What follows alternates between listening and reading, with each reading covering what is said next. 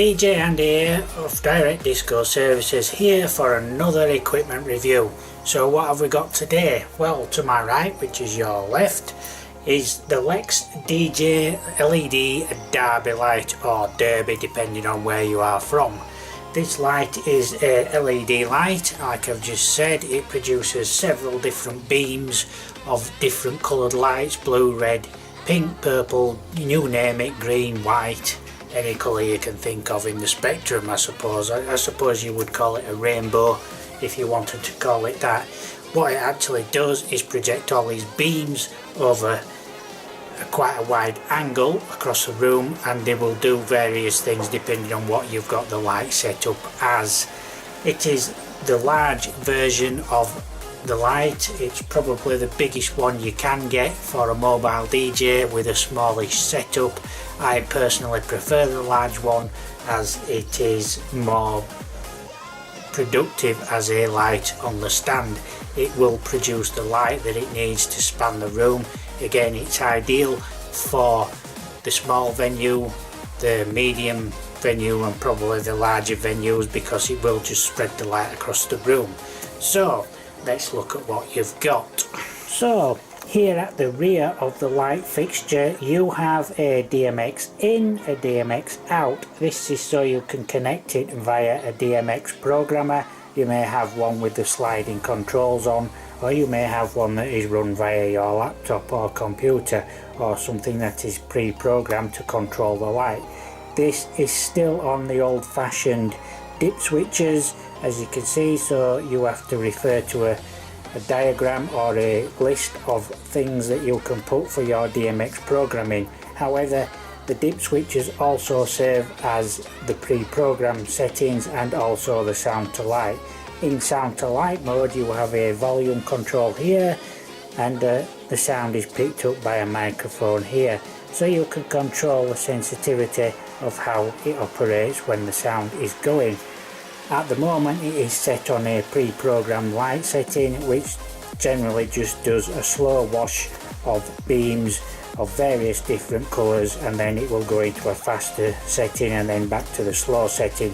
I personally prefer to do it that way rather than use the sound to light, because the music will just send it crazy sometimes, and you don't want it to do that. You want it to project a nice ambience in the room sometimes. There are times when it will go on sound to light, and I probably do use it sometimes on sound to light, but I do prefer to use the pre-programmed settings on such lights as this. You will also notice it has an IEC power inlet there, which has a small fuse there, so that's quite good as well. Unfortunately there's no power out on this, and that's one of the sides of it where it lets itself down a little bit, because it's quite a large light. There's not a lot inside it as far as technology. It's mainly just the span, as you can see. So yeah, this is the Lex Derby light by Lex, of course, and this is an LED light. So now what we're going to do is just plug it in so you can see what it actually does.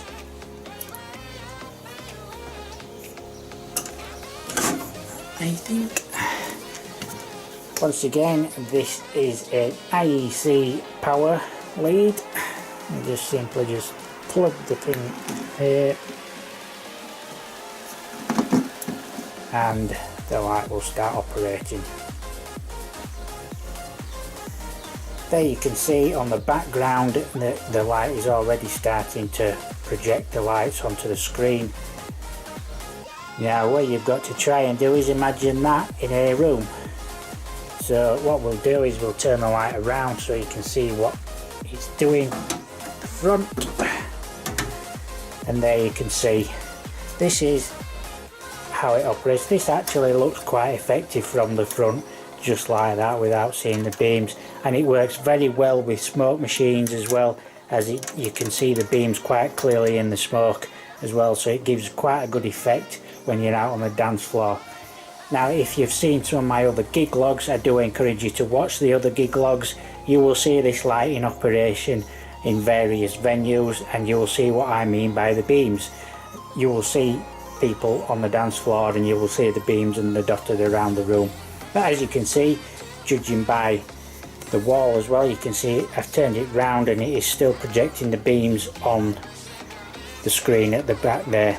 So yeah, this is a very good light. It's what I use as a centerpiece. As again, if you've watched my gig logs, you will notice it is on the stand and it is in the middle as a centerpiece. It's a very good light. It was well worth the money, and I'd encourage anybody who's looking for something like this to buy the larger versions of these. They are slightly better than the smaller ones and they project more light.